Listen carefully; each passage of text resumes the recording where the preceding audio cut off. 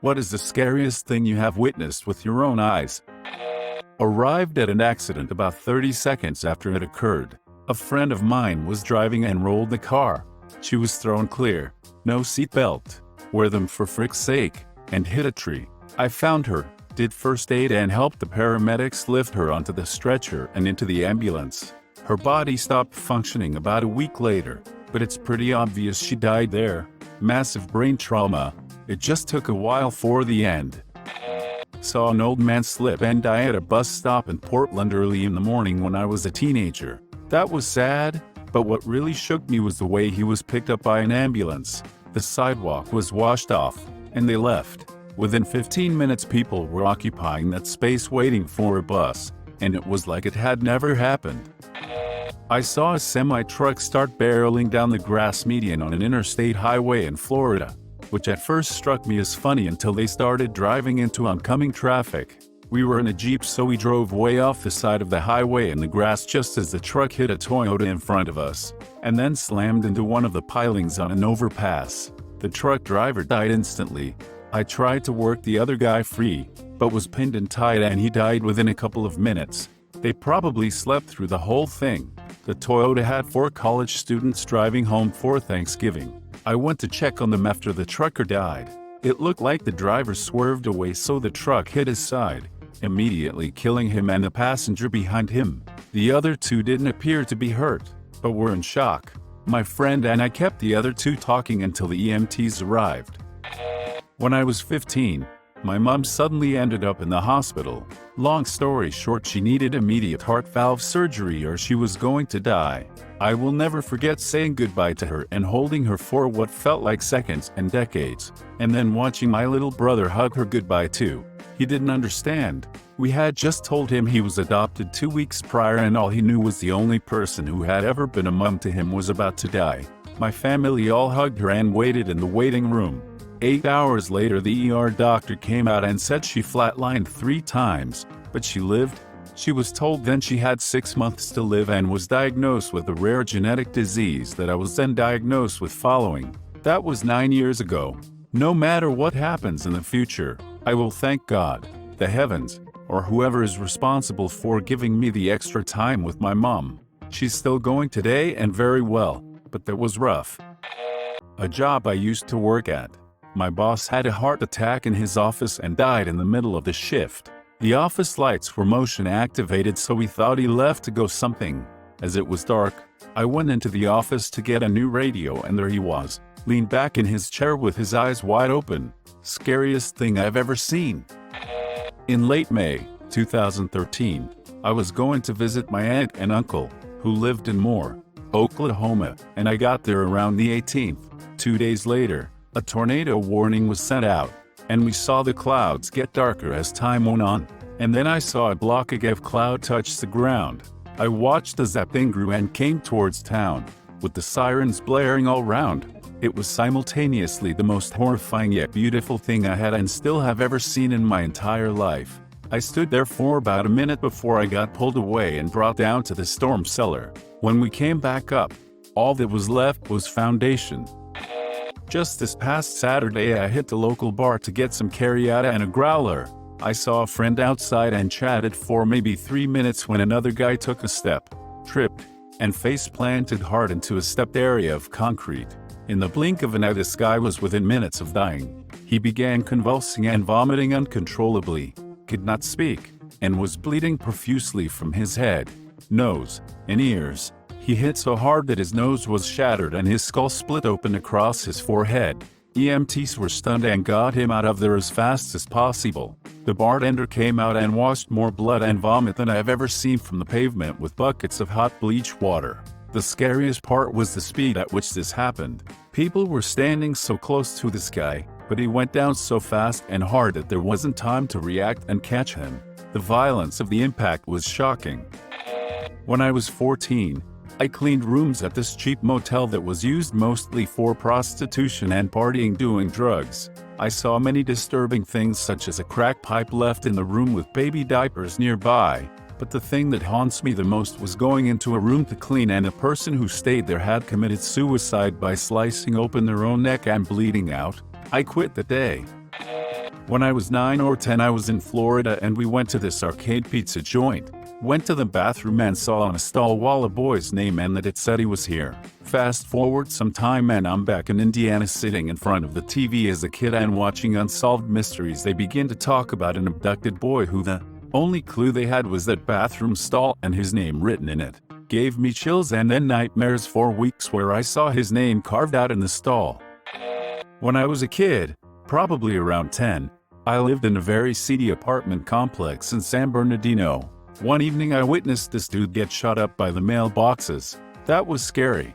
On another occasion, some kids who stole my bike threw a giant boulder through our window as we were watching TV.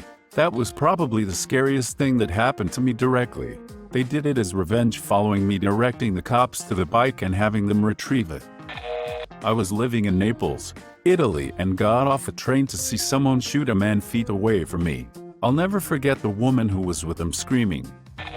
I saw a person fall out of the back of her pickup going 65 miles per hour. He hit the ground and rolled, then stood up.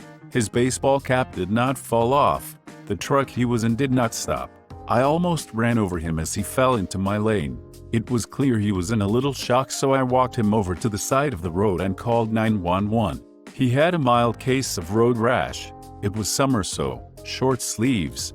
I can't imagine what happened when the people got to their house and someone said, "Where's Bill?" A car accident between a motorcyclist and a car. The cyclist had rolled to the sidewalk near me. Not pretty.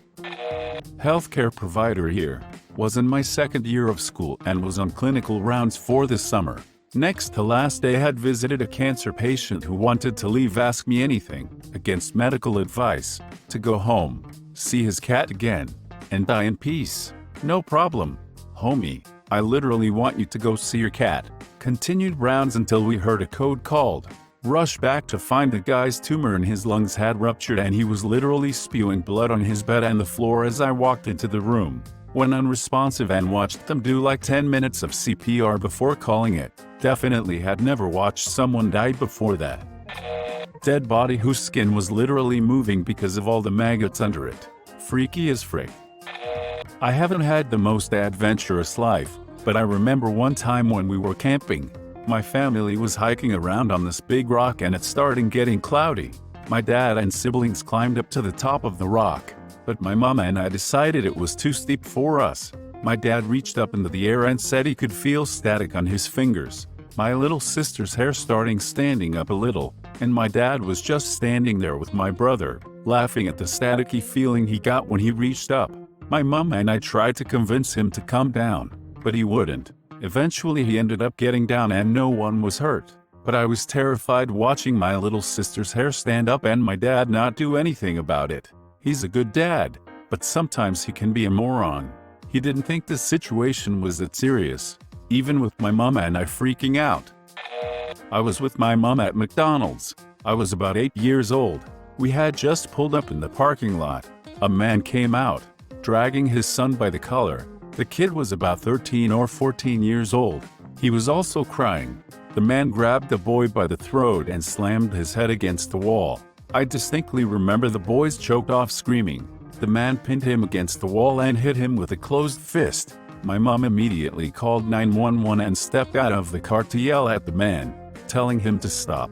He called her itch and told her to mind her own business. The cops came quickly. They interviewed me and my mom, then the boy and his father.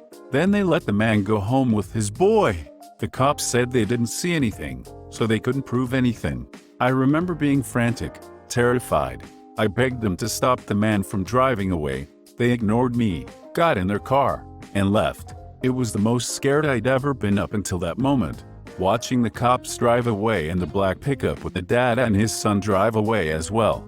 I will never forget that kid or how scared I was seeing him hurt, then seeing people just let him get hurt more.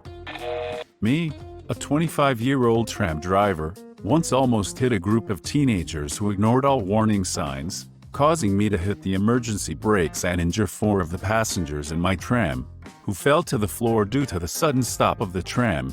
Also, I was traumatized for 2 weeks and needed to take off work to go to therapy. I swear, in that moment I saw these kids. I just hit the brakes, closed my eyes and prayed I don't feel an impact. That was by far the scariest thing in my life so far. Being carjacked and having my uncle kidnapped while being held at gunpoint as an 8 years old. I was chased by an army of angry monkeys. Happened in Agra, India. The old city terraces are connected and the monkeys live there.